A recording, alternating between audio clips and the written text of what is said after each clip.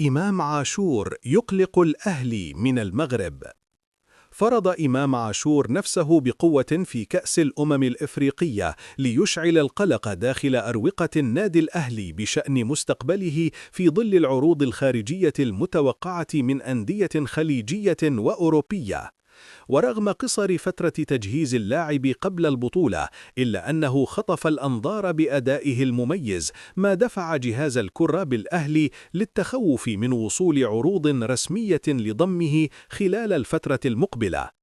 واتفق مسؤولو الأهلي على رفض فكرة بيع إمام عاشور خلال الانتقالات الشتوية الحالية، والتمسك باستمراره، خاصة مع سعي النادي لاستعادة لقب دوري أبطال إفريقيا، وهو ما يتطلب الحفاظ على القوام الأساسي للفريق. وكان إمام عاشور أحد أبرز نجوم مباراة السنغال الماضية، حيث قاد هجمات الفراعنة وصنع هدفي عمر مرموش ومحمد صلاح ليساهم بقوة في تأهل منتخب مصر إلى نصف النهائي تحت قيادة العميد حسام